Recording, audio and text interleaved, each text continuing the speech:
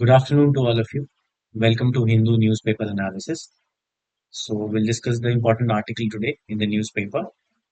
So what I have done कि मैंने important article के cutting को यहाँ पे paste किया and we'll discuss accordingly in the PPT and slides.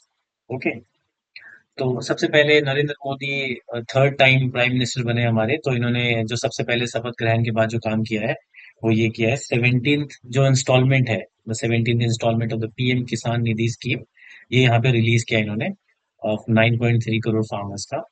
So will read about what is PM Kisan scheme. ठीक है, जैसे यहाँ पे लिखा है union government on Monday release the 17th instalment of PM Kisan Nidhi scheme as the first decision of the new Narendra Modi government.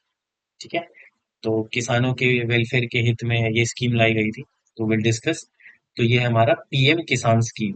ठीक है, PM Kisan scheme का सबसे पहले तो आपसे यही पूछ सकते हैं कि पीएम किसान स्कीम का फुल फॉर्म क्या है. तो ये आपको दे देंगे और बदले में चार ऑप्शन दे देंगे, उसमें से सिलेक्ट करना होगा. तो पीएम इज प्रधानमंत्री. ठीक है, प्रधानमंत्री. के इज किसान. के आई किसान सम्मान निधि. ठीक है, किसान सम्मान निधि, प्रधानमंत्री किसान सम्मान निधि योजना. ठीक है, जैसे पिछले क्लास में मैंने आपको क्या कहा था, गवर्नमेंट की कोई भी स्कीम दो तरह की होती है लार्जली. एक क्या होता है, central sector scheme, and the second one is centrally sponsored scheme. ठीक है, एक होता है हमारा सेंट्रल सेक्टर स्कीम और दूसरा क्या होता है, सेंट्रली स्पॉन्सर्ड स्कीम. तो सेंट्रल सेक्टर स्कीम में क्या होता है, 100% फंडिंग कौन करता है, केंद्र सरकार यानी गवर्नमेंट ऑफ इंडिया करती है 100% फंडिंग उसके अंदर.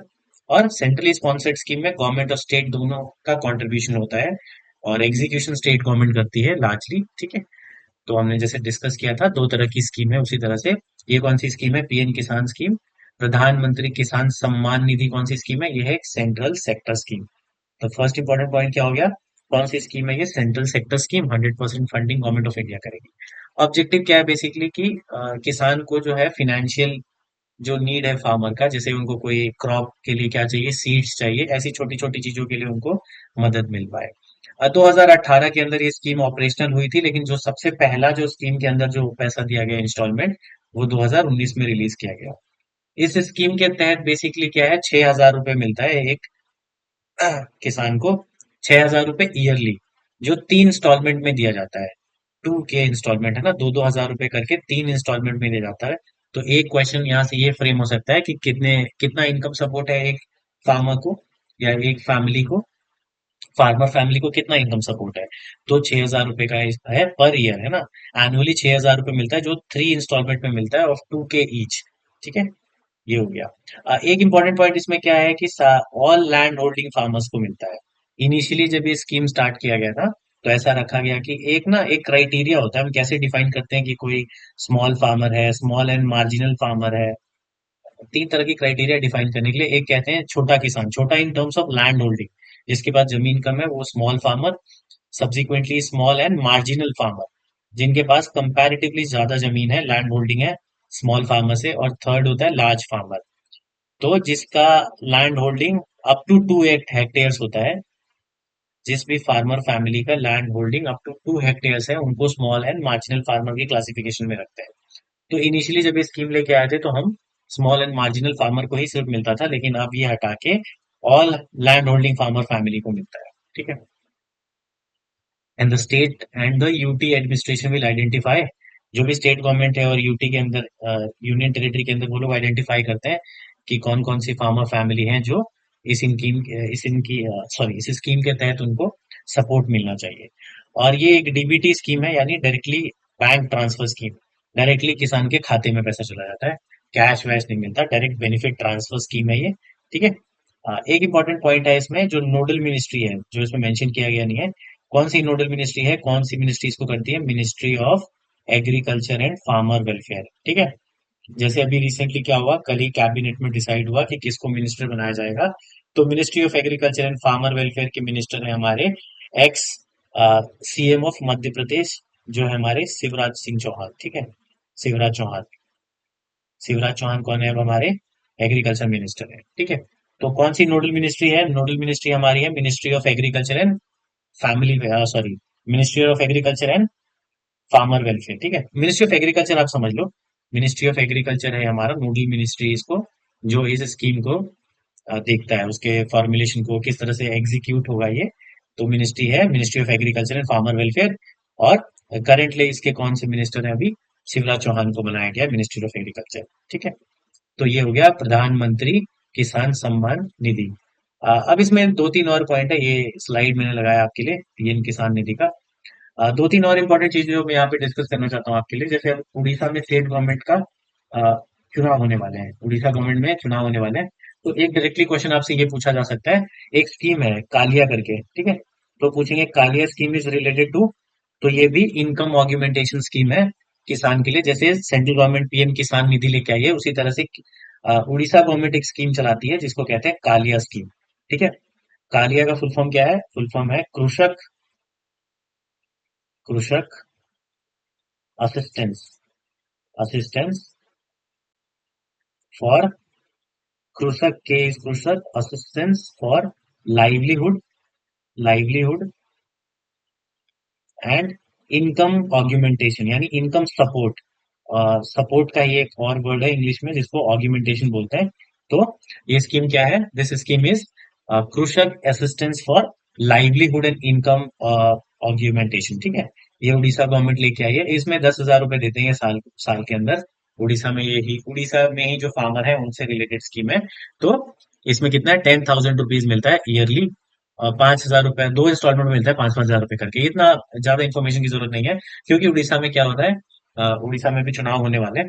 तो एक पूछ सकते हैं आपसे, कालिया स्कीम किससे रिलेटेड है? तो वो भी इनकम सपोर्ट स्कीम है for the farmer of Orissa. ठीक है, कृषक assistance for livelihood and income argument. ऐसे ही बहुत सारा स्कीम है। एक राइतु बंधु स्कीम है जो तेलंगाना गवर्नमेंट का है, वहां पे भी इनकम सपोर्ट स्कीम है, वो 4,000 रुपए मिलता है उसमें। और एक भावांतर भुगतान योजना स्कीम है जो एमपी सरकार की स्कीम है। ठीक है, जैसे आप जुडिशरी देंगे, स्टेट जुडिशरी में ऐसा पूछा जा सकता है। मान लो एमपी का पेपर देने जा रहे हो, तो वहां उड़ीसा का दोगे तो ये पूछ लेंगे, एमपी जाओगे तो पूछ लेंगे कि भावांतर। क्लैट वालों के लिए ये इतना इंपॉर्टेंट नहीं है, उनसे सिर्फ पीएम सम्मान निधि पूछ सकते हैं, ये भी पूछ सकते हैं अगर करेंटली न्यूज में रहा तो। भावांतर भुगतान स्कीम योजना किससे रिलेटेड है? ये है एमपी से। ठीक है, मध्य प्रदेश सरकार ने इसको लेके आई थी ये स्कीम को। तो ये हो गया हमारा पीएम किसान स्कीम। ठीक है, दूसरा आर्टिकल है न्यूज़पेपर में, वो क्या है? India welcome Egypt Iran UAE Saudi and Ethiopia joining BRICS. Finally full fledgedly क्या है, अब ऑफिशियल ये हो गया है कि ये सारे मेंबर्स जो हैं ये ब्रिक्स का पार्ट होंगे। ठीक है, ब्रिक्स क्या है? ब्रिक्स एक्रोनिम जो है वो इनिशियल से है कंट्री के। B is Brazil, R is Russia, India, China and South Africa. ठीक है, अर्जेंटीना 2023 में ये हुआ था, उसमें कहा गया था अर्जेंटीना भी इसका पार्ट बनेगा, लेकिन अर्जेंटीना ने मेंबरशिप डिनाई कर दी है। अर्जेंटीना ने कहा कि नहीं, ये कम्युनिस्ट ग्रुप है और इस कम्युनिस्ट ग्रुप का हिस्सा नहीं बनना चाहता हूं मैं। तो भारत का इंस्टेंस था कि इंडिया तो दुनिया का सबसे बड़ा डेमोक्रेसी है, आप कैसे ये कर रहे हो, तो आप मत करो भाई, ज्वाइन मत करो। ठीक है, उसके बाद अर्जेंटीना की हालत भी अब ठीक नहीं है, अर्जेंटीना में काफी इकोनॉमिक क्राइसिस भी है ना? तो अर्जेंटीना ने ज्वाइन नहीं किया इसको, डिनाई कर दिया। लेकिन अब फाइनली ये हो गया, Egypt Iran UAE Saudi and Ethiopia जो है वो ब्रिक्स को ज्वाइन कर रहे हैं और इंडिया ने इसको वेलकम किया है। सो ये न्यूज़पेपर है, या न्यूज़पेपर के अंदर ये मेंशन किया गया है, India on Monday welcome Egypt Iran UAE Saudi and Ethiopia joining the BRICS as there. ठीक है, तो इसके लाइन में हम देखते हैं कि ब्रिक्स क्या है बेसिकली। जैसे मैंने क्या बताया, जब ब्रिक्स की शुरुआत हुई तो ये सिर्फ ब्रिक था, only BRIC. South Africa later joined it, तो इसका नाम फिर ब्रिक्स हो गया। Brazil, Russia, India and China, जब ब्रिक्स की शुरुआत हुई तो 2001 के अंदर एक ब्रिटिश इकोनॉमिस्ट थे जिनका नाम था जीमो नील। वेरी वेरी इंपॉर्टेंट, बहुत इंपॉर्टेंट पॉइंट है ये। जीमो नील जीमो नील ने ये टर्म कॉइन किया, ब्रिक। एक कंपनी है गोल्डमैन शैक, शायद आपने सुना हो, गोल्डमैन शैक। ठीक है, फिनेंशियल इंस्टीट्यूशन है बेसिकली। आप समझ लो कि बैंकिंग इंस्टीट्यूशन इन सब चीजों से रिलेटेड है, फाइनेंस की एक कंपनी है, ऑडिट भी करती है और इस तरह की कंपनी। इतना बेसिक, इतना ज्यादा जाने की जरूरत नहीं, मैंने एक रफ इंफॉर्मेशन दे दिया आपको। एक कंपनी है गोल्डमैन शैक, उसी के इकोनॉमिक्स थे जिम ओनील, ब्रिटिश इकोनॉमिस्ट है बेसिकली, जिम ओनील और गोल्डमैन शैक। इन्होंने ही ये टर्म कॉइन किया था। तो अगर पूछे कि who coin the term brick, तो जिम ओनील। ठीक है, 2001 के अंदर इन्होंने ये टर्म कॉइन किया और इनिशियली इसका नाम सिर्फ ब्रिक था। तो इन्होंने क्या किया, हर कंट्री के इनिशियल्स रखे। तो brick stand for Brazil, Russia, India and China. Initially 4 country ने ज्वाइन किया, पर 2010 के अंदर साउथ अफ्रीका को भी बुलाया गया इस ग्रुप का हिस्सा बनने के लिए, और South Africa lately join in 2010, and which finally got the acronym BRICS. So BRICS से क्या बन गया अभी? ब्रिक्स। ठीक है। Brazil, Russia, India, China and South Africa. Russia भी है और चाइना भी है, दो लार्ज इकोनॉमी, और इंडिया भी उसके अंदर है।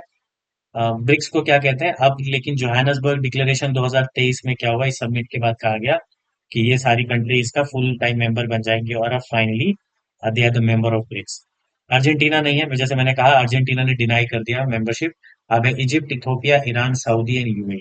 तो ये आपको पता होना चाहिए, अगर क्वेश्चन पूछे which one of the following is a member of BRICS, option देंगे, उसमें आपको निकालना होना चाहिए कि क्या है और क्या नहीं। ठीक है। तो 2009 के बाद से इसकी समिट हमेशा रेगुलर होती है। ब्रिक्स को ब्रिक्स में बेसिकली क्या है कि एक ये कॉन्सेप्ट है जिसको ये लोग कहते हैं डी डॉलराइजेशन। अब ये लोग डी डॉलराइजेशन की तरफ जाना चाहते हैं। कहने का मतलब ये कह रहे हैं ब्रिक्स वाले कि अपनी एक करेंसी बनाओ और उस करेंसी को इतना स्ट्रांग कर दो कि हमें डॉलर पे डिपेंडेंसी कट करनी पड़े। बेसिकली एक ग्रुप ही इसीलिए बनाया गया था कि जो यूएस का जो हेजेमनी है पूरी दुनिया में, यूएस का जो दबदबा है, उसको हम कम करें या काउंटर कर पाए। तो इस ग्रुप में चाइना भी है और रशिया भी है। ठीक है। तो हर कंट्री का, इंडिया क्या है, इंडिया का न्यूट्रल स्टांस होता है। इंडिया यूएस के साथ भी पार्टनर है, रशिया के साथ भी पार्टनर है। ठीक है। चाइना के साथ थोड़ी स्थिति हमारी उस तरह की अच्छा नहीं है, ट्रेड के टर्म्स में ठीक है, लेकिन लार्जली एज अ कंट्री उतने अच्छे टर्म्स नहीं है भारत के। लेकिन इसका हिस्सा है इंडिया, क्योंकि एशिया के अंदर बहुत बड़ा प्लेयर है China, along with India is also very major part. तो एक ये कॉन्सेप्ट रेज हो रहा है आजकल ब्रिक्स के अंदर, सॉरी, जैसे कहते हैं डी डॉलराइजेशन। डी डॉलराइजेशन का क्या मतलब है कि हमारी जो डिपेंडेंसी है यूएस पे और पूरी दुनिया में जो डॉलर चल रहा है, उसकी हेजेमनी को हम कट करें और हम एक अपनी करेंसी बनाए। तो इन्होंने एक अपना बैंक भी बनाया है ब्रिक्स वालों ने, जिसको कहते हैं न्यू डेवलपमेंट बैंक। ठीक है। आपके लिए एक होमवर्क है, आपको पता करना है ब्रिक्स का हेडक्वार्टर कहाँ पे है। मैं बता सकता हूँ, लेकिन थोड़ा थोड़ा थोड़ा आपको भी मेहनत करनी चाहिए। तो आप बताओगे मेरे को पता करके ब्रिक्स का हेडक्वार्टर कहाँ पे है। ठीक है। और इन लोगों ने एक अपना बैंक भी बनाया, न्यू डेवलपमेंट बैंक। तो बेसिकली ये जब बनाया गया था तो इमर्जिंग इकोनॉमीज के लिए बनाया गया था। जो इमर्जिंग इकोनॉमीज है, डेवलप नेशन के लिए, डेवलपिंग नेशन के लिए बनाया गया। बाद में इसमें धीरे धीरे लोगों को एंट्री मिलने लगी। एक इसमें ये एक नैरेटिव उठता है कि अगर जैसे चाइना क्या है, चाइना एशिया में डोमिनेंट पावर है। तो जो कंट्री जोड़े जाए, अगर वो चाइना के अलाय हो जाएंगे, तो भारत का इंस्टेंस जो है ब्रिक्स में थोड़ा सा कम हो सकता है। तो ये मद्देनजर रखने की जरूरत है। ठीक है। डी डॉलराइजेशन ऑफ, जैसे ये अभी क्या मैंने बताया, कॉमन करेंसी की बात कर रहे हैं। क्यों कर रहे हैं? ताकि यूएस पे जो यूएस पे हमारी डिपेंडेंसी है, रिलायंस है यूएस डॉलर पे, वो कम हो जाए। और they are raising the concept of de dollarization. ठीक है। स्पेस कॉर्पोरेशन, हर जगह पे ये लोग काम करें। स्पेस कॉर्पोरेशन में क्या कह रहे हैं यहाँ पे? Prime minister of India suggested the formation of space exploration consortium, यानी जितने भी कंट्रीज है मेंबर कंट्री ब्रिक्स के, वो मिलके एक स्पेस कंसोर्टियम बनाए।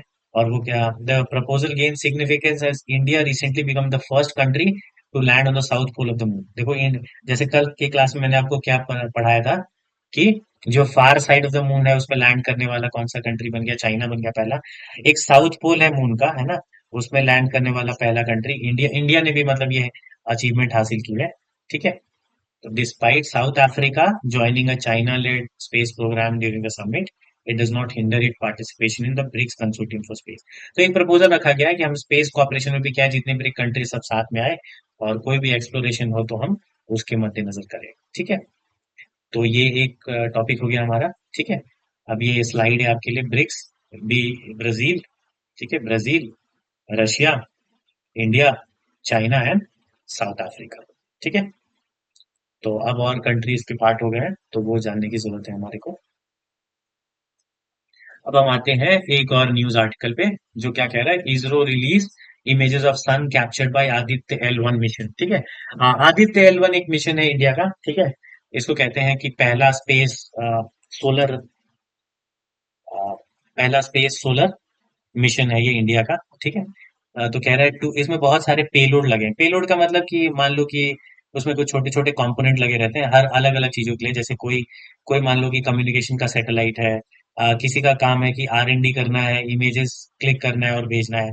पेलोड, हर पेलोड का अलग अलग मकसद होता है। तो इसके साथ जो है बहुत सारे पेलोड लगे हुए हैं। तो क्या कह रहे हैं, two of the remote sensing payload abroad India medal. India का पहला क्या है, सोलर मिशन है आदित्य L1। ये भी जानने की जरूरत है, क्या है आदित्य L1, क्या है Aditya L1 is the India first solar mission, ठीक है, फर्स्ट सोलर मिशन। और उसने क्या किया, कैप्चर किया images of the sun and its dynamic activity, और फिर वहां से जो इमेजेस भेज रहा है उसके बारे में चर्चा की गई है पेपर में। थोड़ा ब्रीफली उसके बारे में बताया गया है कि जो दो पेलोड है उन्होंने इंफॉर्मेशन शेयर किया। तो हमारे लिए इंपॉर्टेंट क्या है एग्जाम के लिए, कि आदित्य L1 मिशन क्या है।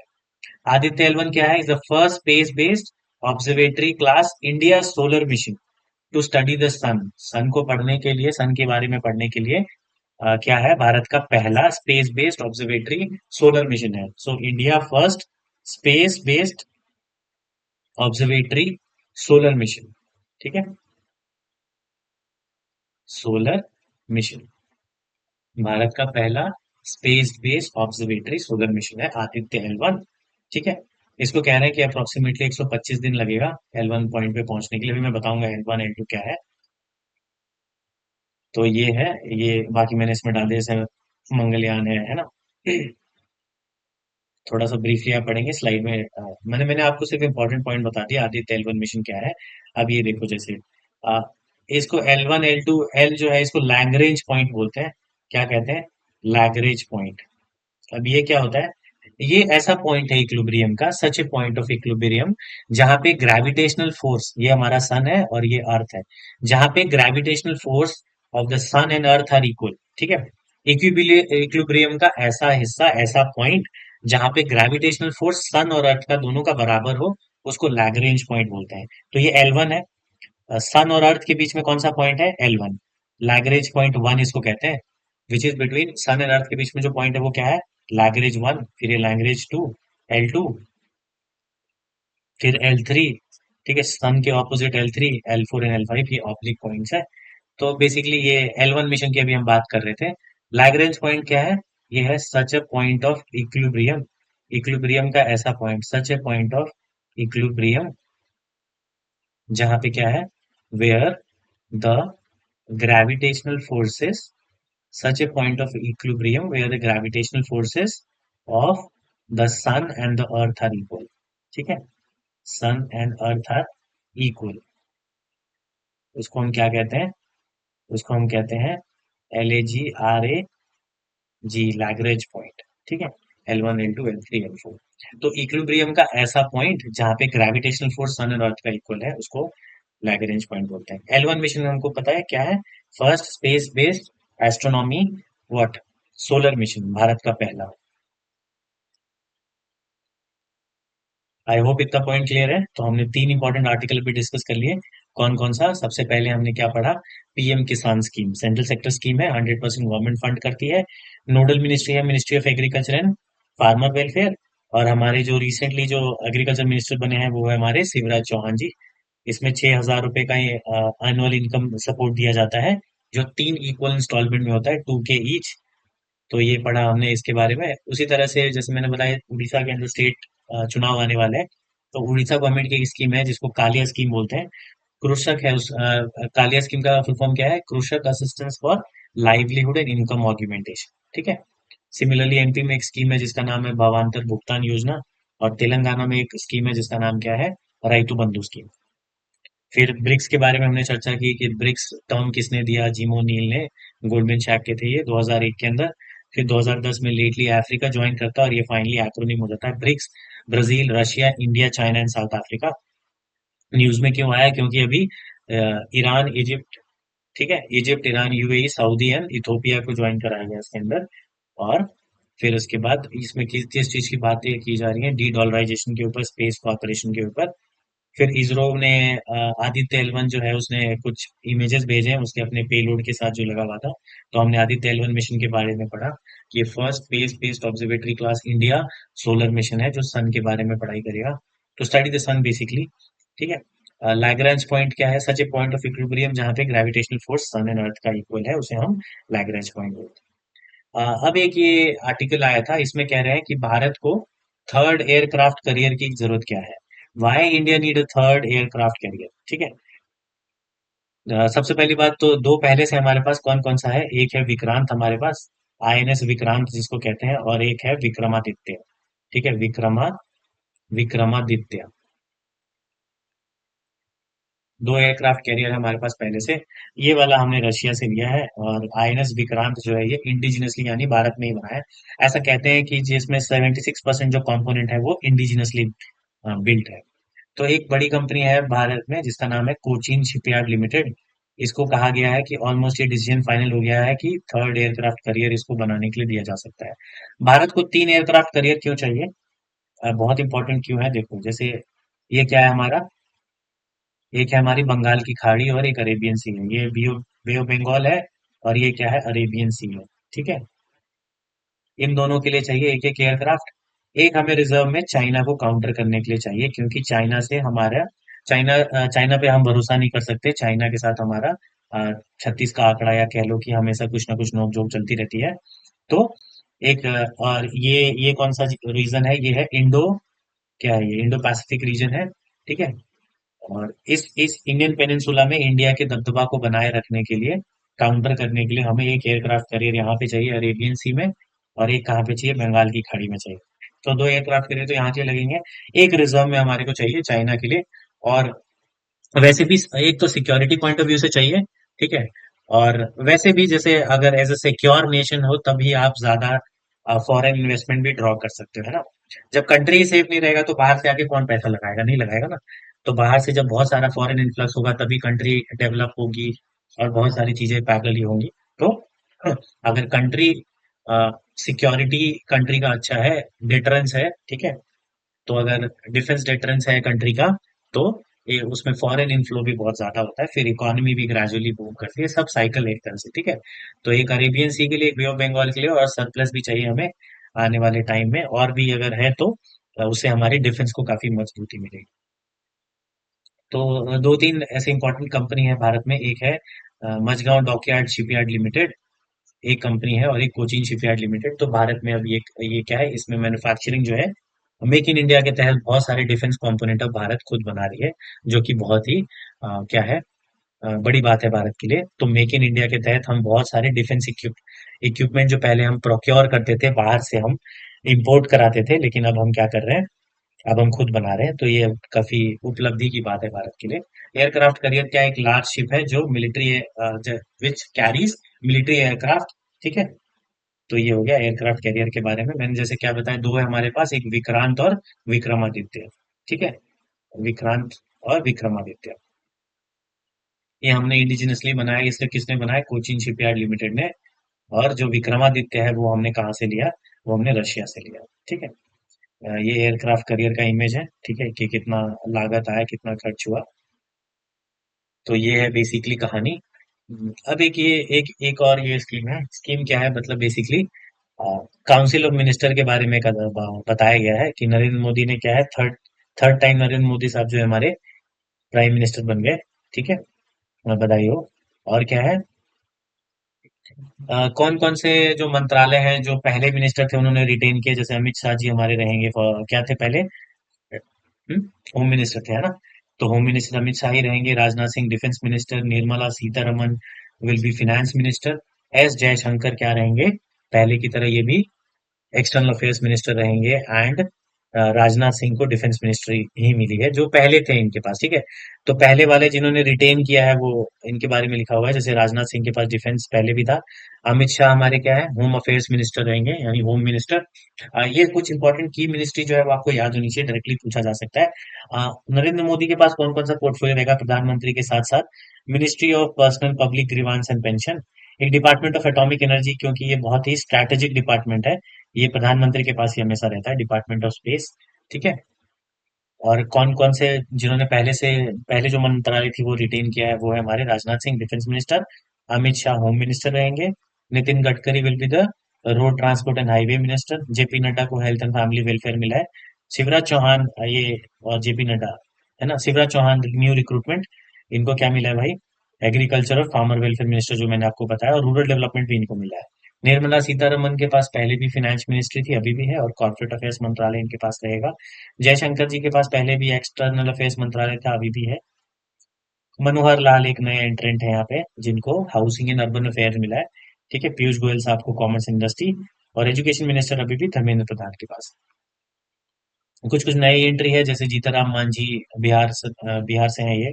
इनको मिला है micro small and medium enterprise, क्योंकि नीतीश कुमार यानी जेडीयू, जनता दल यूनाइटेड, और क्या है, टीडीपी के पार्टी से जुड़ने के अलायंस में कोलिशन गवर्नमेंट जो बनी है, उसमें सबको कुछ ना कुछ मिला है। ठीक है, तो ये सारी इंपॉर्टेंट मिनिस्ट्री के बारे में मेंशन है। जैसे चिराग पासवान को फूड एंड प्रोसेसिंग इंडस्ट्री मिला।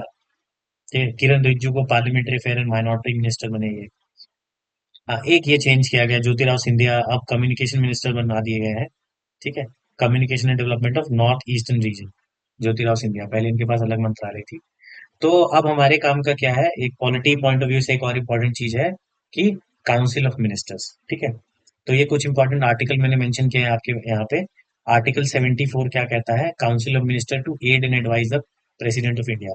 हमारा जो कॉन्स्टिट्यूशन है, उस पे कहीं पे भी प्रधानमंत्री शब्द मेंशन नहीं किया गया है। सिर्फ लिखा हुआ है, there shall be a council of minister who will aid and advise the president of India. ठीक है, मतलब council of minister will be headed by PM, ऐसा ये पार्लियामेंट्री कन्वेंशन से ड्रॉ किया गया है। लेकिन कॉन्स्टिट्यूशन में वर्ड प्राइम मिनिस्टर मेंशन नहीं है। उसमें क्या लिखा गया है कि मतलब काउंसिल ऑफ मिनिस्टर लिखा गया है टू बी हेडेड बाय, लेकिन जो जो टर्म मेंशन है वो क्या है, काउंसिल ऑफ मिनिस्टर्स। तो लिखा है there shall be council of minister to aid and advise the president of India. फिर आर्टिकल 75 में अदर प्रोविजन है। ये दोनों आर्टिकल हमारे इंपॉर्टेंट है, हमारे पॉइंट ऑफ व्यू से, कि क्या क्या इंपॉर्टेंट चीजें हैं।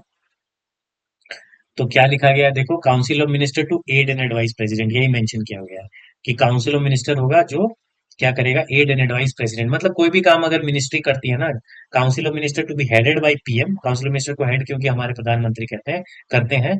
तो वो जो भी चीज करेंगे वो उसको एड एंड एडवाइस किसको करेंगे, प्रेसिडेंट को बताएंगे कि भाई हमने गवर्नमेंट बनाई है और हम अपना काम इस तरह से करेंगे। तो बस उनको एडवाइस देना पड़ता है। ठीक है, तो यही है आर्टिकल में mention, there shall be a council of minister with PM as it head to aid and advise the president who shall in exercise of his function in accordance with such advice। ठीक है, तो president में require, president पूछ सकते हैं कि भाई आप क्या क्या काम कर रहे हो। However president is bound to act in accordance with advice. हालांकि जो प्रेसिडेंट को जो एडवाइस देते हैं ना काउंसिल ऑफ मिनिस्टर, प्रेसिडेंट उसमें उलट फेर नहीं कर सकते, उनको एडवाइस मानना ही मानना पड़ेगा। ठीक है, लेकिन ये जो एडवाइस देते हैं ना president, the advice tender by minister to the president, ये किसी कोर्ट ऑफ लॉ में इसकी इंक्वायरी नहीं हो सकती। ठीक है, ऐसा नहीं है कि कह दिया हमने ये एडवाइस दी थी उन्होंने नहीं माना तो अब कोर्ट ऑफ लॉ में जाएंगे, ऐसा कुछ नहीं। तो ये आर्टिकल 74 है। उसी तरह से आर्टिकल 75 में भी लिखा गया है कि prime minister shall be appointed by president, मतलब ये डीम्ड है।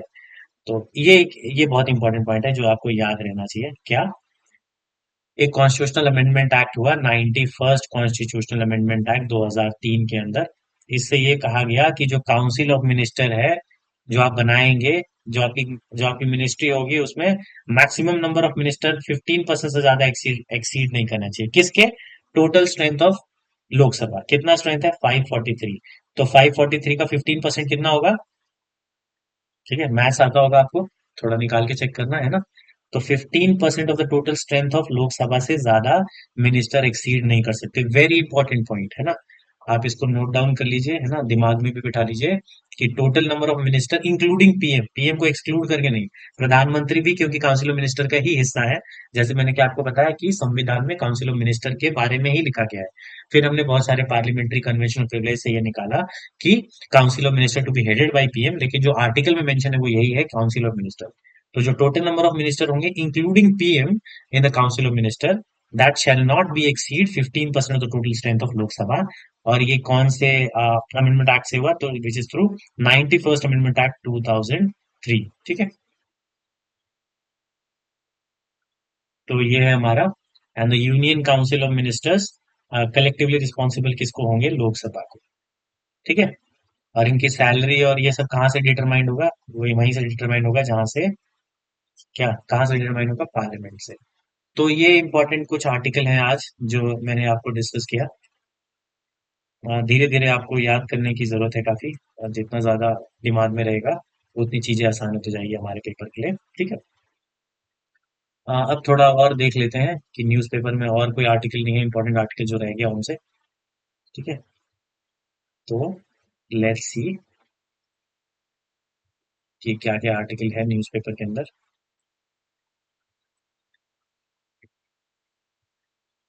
ये मैंने डिस्कस कर लिया आपको, वेरी इंपॉर्टेंट आर्टिकल।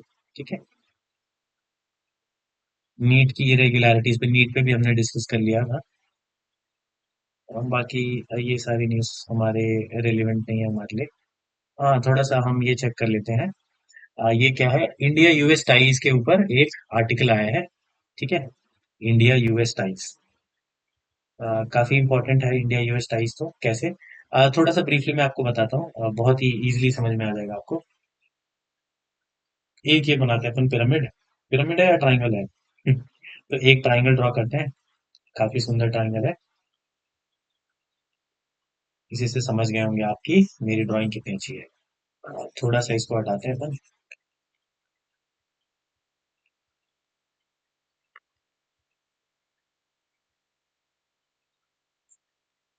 जितना अपन न्यूज़पेपर में डिस्कस कर रहे हैं, अगर इतना चीजों को धीरे धीरे अगर आप याद रखो ना, तो that is more than sufficient for exam, beat any exam, any judiciary entrance, और whether you are applying for any state judiciary or something, इससे ज्यादा रेलिवेंसी की जरूरत है नहीं फिलहाल तो ये है, वापिस से वैसे ही ट्रायंगल बन गया, बताइए हो। अ, थोड़ा सा just bear with me for my fantastic boy. ठीक है। तो जब हम इंडिया यूएस की, किसकी बात कर रहे हैं, इंडिया यूएस टाइज की बात कर रहे हैं। तो सबसे इम्पोर्टेंट क्या है, भारत और यूएस दोनों में एक सबसे इम्पोर्टेंट एंगल क्या है, डेमोक्रेसी का। ठीक है। दोनों की दोनों क्या है, डेमोक्रेसी की बात करते हैं, दोनों कंट्रीज। और फिर उसके बाद एक और हम बात करते हैं, वो है हमारा ट्रेड के बाद। ट्रेड ट्रेड काफी फेवरेबल है, भारत और यूएस के बीच में बहुत ही ज्यादा ट्रेड होता है। अराउंड 120 बिलियन डॉलर्स का ट्रेड करती है इंडिया और यूएस आपस में। और इंडियन पर्सपेक्टिव से ये बहुत ही फेवरेबल है। फेवरेबल का मतलब क्या हुआ, फेवरेबल का मतलब कि हमारा ट्रेड सरप्लस में है। ठीक है, जो कि बहुत ही अच्छा साइन है। तो इंडिया और यूएस जो है साथ में कितना ट्रेड करती है, bilateral trade is over 120 billion dollars. Okay. तो 120 बिलियन डॉलर से भी ज्यादा का ट्रेड करती है इंडिया और यूएस। और पेपर में जो एक इम्पोर्टेंट चीजों के बारे में जो आज डिस्कस किया गया है और जो बताया गया है, वो है अबाउट आईसीटी, आईसीईटी। ठीक है। उसी तरह से एक हमारे पास आर्टेमिस अकॉर्ड है, आर्टेमिस अकॉर्ड है। ये सब हम ब्रीफली डिस्कस करते जाएंगे, धीरे धीरे न्यूज़पेपर में आता रहेगा। आज जो पेपर में दिया गया है वो ये है, इनिशिएटिव फॉर, क्या है initiative for emerging emerging technologies, है ना, critical and emerging technologies. Initiative for India और यूएस के बीच में एक इनिशिएटिव है फॉर, इनिशिएटिव फॉर व्हाट, मैं आपको आर्टिकल दिखाता हूँ। ठीक है। इनिशिएटिव है किसके लिए, इनिशिएटिव फॉर, ये देखो, कौन सा दिस, ये आर्टिकल है ना, क्या है ये, India US initiative on critical and emerging technologies. ठीक है। इसी के ऊपर हाईलाइट है, initiative on critical and emerging technologies. क्या है इनिशिएटिव इंडिया और यूएस के बीच में, initiative on critical and emerging technologies. जो भी इमर्जिंग टेक्नोलॉजीज है, क्योंकि टेक का ही दुनिया है, तो इस पे जो इनिशिएटिव है इंडिया और यूएस के बीच में, उस पे बातचीत कर रहे हैं। इसमें क्या क्या आएगा, जैसे आपके सेमी कंडक्टर्स हैं। ठीक है। सेमी कंडक्टर है, क्वांटम्स है। ठीक है। तो बेसिकली इतना ही जानो कि जो भी क्रिटिकल और इमर्जिंग टेक्नोलॉजीज है, उसके ऊपर इंडिया और यूएस का क्या इंस्टेंस होगा, क्या स्टांस होगा, उसको लेके टेक्नोलॉजी के ऊपर, इमर्जिंग और क्रिटिकल टेक्नोलॉजीज के ऊपर बातचीत की जा रही है। तो इसके अंदर आईसीटी और आर्टेमिस है, ये हमारा साइंस एंड टेक्नोलॉजी का पार्ट हो गया। अब इंडिया और यूएस के बीच में बहुत सारे डिफेंस ड्रिल चलता रहता है, क्योंकि इंडो पैसिफिक रीजन में भारत को क्या है, भारत को अपना दबदबा बनाए रखना है, और यूएस भी इसमें कई हद तक भारत का सपोर्ट करता है। जैसे इंडिया और यूएस एक क्वाड का हिस्सा है, क्वाड्रिलेटरल है ना उसको, क्या कौन सा है, इंडिया चाइना, सॉरी उसमें चाइना नहीं है, चाइना को बेसिकली काउंटर करने के लिए क्वाड बनाया, जिसमें यूएस भी है, इंडिया यूएस जापान, है ना, इंडिया भी है, यूएस भी है, जापान है और ऑस्ट्रेलिया है। ठीक है, उस क्वाड का हिस्सा। क्वाड्रिलेटरल भी हम कभी पढ़ेंगे, उसमें बेसिकली क्या है, इंडिया चाहता है कि इंडिया जो है चाइना का जो हेजिमनी है एशिया के ऊपर थोड़ा सा, उसको, उसके दबदबा को कंट्रोल करने के लिए, to counter China narrative in the Indo Pacific region, एक क्वाड बनाया है जिसमें यूएस भी हिस्सा है, और यूएस भी लार्जली इंडिया के साथ, इंडिया को फेवर करता है। ठीक है। यूएस का भी चाइना के साथ उतना अच्छा टर्म्स नहीं है। तो which is a good sign for India. तो यूएस डिफेंस बहुत सारा एक्सरसाइज होता है इंडिया और यूएस के बीच में, ताकि इंडिया क्या है, इंडो पैसिफिक में एक ग्लोबल इमर्जिंग पावर हो बन के इमर्ज करे। और इंडिया यूएस जो है अब जो है नैरेटिव है, पहले तो था क्या था, पहले बात करते हैं कि बायोपोलर वर्ल्ड है, दो ही कंट्री दुनिया पे राज कर रही है, यूएस और यूएसएसआर, लेकिन अब नहीं है। अब क्या है, चाइना का भी एक काफी बड़ा से है इकोनॉमी में, और बाकी चीजों में चाइना एक मैन्युफैक्चरिंग हब है। सिमिलरली अब एक यूएस और इंडिया क्या है, यूएस एक मल्टीपोलर वर्ल्ड की बात करता है, ठीक है, मल्टीपोलर वर्ल्ड, जिसका एक बहुत ही की प्रोमिनेंट पोजीशन इंडिया का भी है, and India is also very good player in it. फिर चार फाउंडेशनल एग्रीमेंट हुआ है इंडिया और यूएस के बीच में, बहुत पुराने टाइम से चलता आ रहा है और अभी तक कंटिन्यू है। Four foundational agreement very important, जिसमें एक है लेमुआ, लेमुआ कोमकासा, एक लॉजिस्टिक के ऊपर है, ये वाला लॉजिस्टिक के ऊपर। लॉजिस्टिक क्या होता है, जैसे कि एक सामान को यहाँ से वहां ले जाते हैं, जैसे आपने सुना होगा क्या, जब आप कोई कुरियर करते हो तो वो क्या है, एक तरह का लॉजिस्टिक है ना, एक मतलब कोई भी मान लो आप सामान भेज रहे हो या कोई भी चीजें भेज रहे हो, तो ट्रांसपोर्टेशन इन्वॉल्व है, तो एक जगह से दूसरी जगह जा रहा है। तो लेमुआ उस तरह लॉजिस्टिक को इम्प्रूव करने के लिए एक एग्रीमेंट साइन किया गया, लेमुआ। उसी तरह से एक और है कोमकासा, ये कम्युनिकेशन चीजों के लिए है। बेका है एक, ठीक है, डिफेंस एग्रीमेंट है। और एक है जी सौम्या, जी सौम्या, ठीक है, जी सौम्या। तो ये चार इंपॉर्टेंट फाउंडेशनल एग्रीमेंट है। दूसरा देखोगे आप, इंडिया और यूएस के डायस्पोरा बहुत काफी इंपॉर्टेंट है, मजबूत है। जैसे H1 वीजा लगता है, H1B वीजा, जिससे इंडिया के लोग वहां जाते हैं। जैसे वो आप देखो, अभी क्रिकेट फॉलो कर रहे होगे तो यूएस में क्या है, यूएस में एक बॉलर है, जिन यूएस में जो बॉलिंग कर रहे हैं हमारे इंडिया के ही है वो, नवरत्कर ऐसे कुछ उनका नाम है ना। तो वो क्या है, H1 वीजा पे ही वो गए वहां पे, ऑरेकल में जॉब भी करते हैं, और अभी पाकिस्तान को हराने में उनका काफी बड़ा योगदान है, ठीक है। तो H1 वीजा का ही क्रेडिट है। तो इंडिया की बहुत बड़ी डायस्पोरा यूएस में रहती है, वहां पे जॉब कर रहे हैं टेक्नोलॉजीज और इन चीजों में। दूसरा उसके बाद एनर्जी में, एनर्जी को भी लेके इंडिया और यूएस के बीच में बहुत सारे समझौते हैं।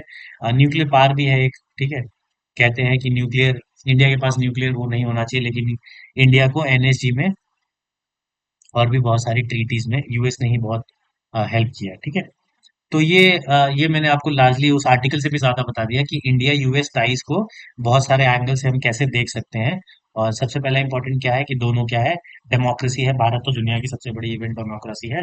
दोनों के बीच में जो ट्रेड है, बायलैटरल ट्रेड है इंडिया और यूएस के बीच में, वो ऑलमोस्ट $120 बिलियन से ऊपर का है, विच इज वेरी फेवरेबल, क्योंकि ये सरप्लस में है, ठीक है।